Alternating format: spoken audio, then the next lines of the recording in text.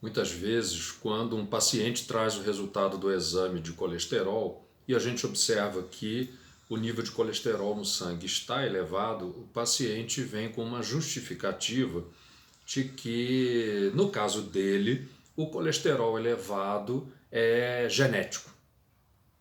Aí então a gente tem o que para dizer para essa pessoa? Primeiro, que de todo o colesterol que circula no sangue, existe uma contribuição do colesterol proveniente dos alimentos, e mais especificamente os alimentos que contêm colesterol são os alimentos de origem animal. Colesterol é uma substância que só os animais produzem, então quanto maior é a quantidade de alimentos de origem animal na alimentação regular da pessoa, maior é o nível de colesterol no sangue. Nas pessoas que são veganas, por exemplo, que não ingerem alimentos de origem animal, de modo geral, os níveis de colesterol no sangue são bem mais baixos. Mas existe um componente genético também que determina o quanto de colesterol é produzido no nosso organismo, principalmente no fígado. E todos nós produzimos colesterol. Na verdade, o colesterol é uma substância necessária para a formação de todas as células, todos os tecidos e vários hormônios. Só que nós conseguimos produzir todo o colesterol de que nós necessitamos. Então, não é absolutamente necessário que a gente obtenha mais colesterol através dos alimentos.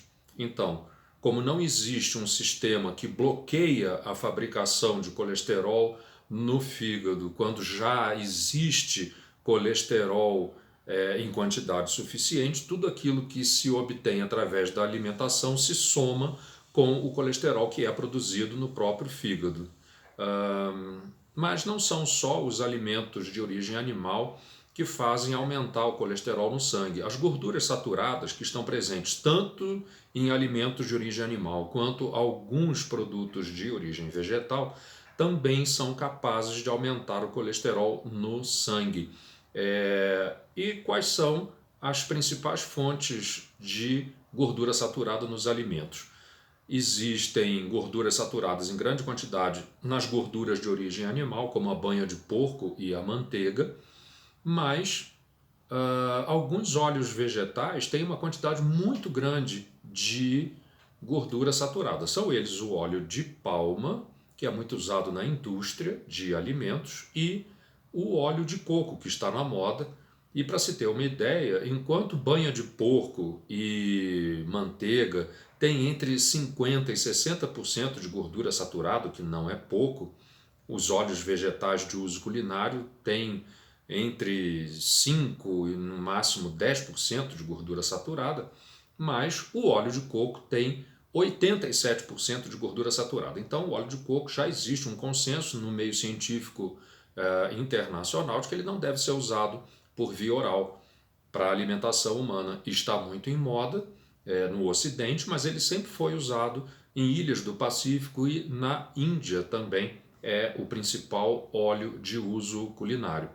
E isso leva, já está provado há muito tempo, que o consumo de óleo de coco leva ao aumento do colesterol. Mas, voltando para a questão da importância de se medir o colesterol no sangue dos indivíduos, a gente já sabe que colesterol elevado, seja colesterol total ou aquele dito colesterol LDL, que é o colesterol ruim, está relacionado com o aumento do risco de doenças cardiovasculares. Mas agora já se sabe que não é só isso.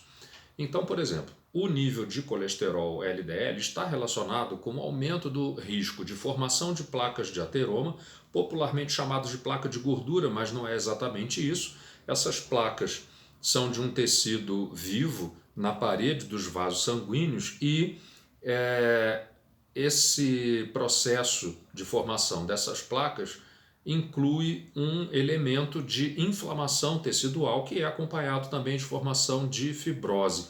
Então, esse tecido da parede interna do vaso sanguíneo, em função de concentração elevada do colesterol LDL, acaba gerando esse processo e essas placas se projetam para dentro da luz do tubo do vaso sanguíneo, provocando um turbilhonamento do sangue e, eventualmente, essas placas também podem sofrer um processo de necrose com formação de coágulos do próprio sangue em cima dessa área ulcerada da placa, levando a uma obstrução não só pela placa em si, mas pela formação de um coágulo em cima da placa. Esse processo de formação dessas chamadas placas de ateroma pode ocorrer em qualquer lugar do corpo, é mais visualizado, mais facilmente visualizado nas artérias do pescoço, nas artérias carótidas, e por isso então esse é um exame simples, fácil e barato de ser feito que ajuda a gente a entender o risco de obstrução que existe não só dos vasos sanguíneos do pescoço, mas em qualquer outro lugar do corpo, inclusive nos vasos sanguíneos do coração. Então, a formação dessas placas de ateroma aumentam muito o risco de infarto do miocárdio e também risco de acidente vascular cerebral, principalmente o isquêmico. E essas são causas importantes de morte em todo o mundo e configuram as principais causas de morte na população brasileira. Mas, além do colesterol LDL, o colesterol ruim ou o colesterol total estar relacionado com a formação dessas placas de ateroma, existe então um risco não só de infarto e de AVC, mas também de angina. E para entender a quantificação do risco em função do nível de colesterol, cada aumento de colesterol LDL de 40 miligramas por decilitro, que é a unidade padrão que a gente usa no exame de laboratório, aumenta o risco em 20%. Risco de cardiopatia isquêmica especificamente, seja angina ou infarto agudo do miocárdio. O risco de AVC, principalmente o isquêmico, pode aumentar até em 50%, dependendo do valor do colesterol circulante. Para cada aumento também de 40 miligramas por decilitro do colesterol ruim, o LDL, existe um aumento do risco de hipertensão arterial de 40%. Também existe aumento do risco de diabetes, mas principalmente em homens e mulheres não ficou clara essa relação entre o nível de colesterol ruim e o risco de desenvolver diabetes. E vários tipos de câncer também estão relacionados com o aumento do colesterol no sangue, principalmente o câncer de cólon, de reto e de pâncreas. Além disso, o colesterol LDL ele é capaz de ativar receptores na superfície das células, que são receptores que todas as células apresentam para detectar lesões no tecido. Então, pedaços de moléculas e restos celulares do tecido que foi destruído têm a capacidade de se ligar nesses receptores, são chamados receptores Toll-like, e esses receptores na superfície das células ativam o sistema imunológico na chamada resposta imune inata, que é uma resposta imune que não é específica para determinados antígenos, mas ela tem uma característica de ser uma resposta inflamatória, que atrai células de defesa para destruir os restos do tecido danificado num determinado órgão. Acontece que quando existe colesterol em concentração elevada no sangue, esses receptores podem ser alterados na ausência de lesão tecidual.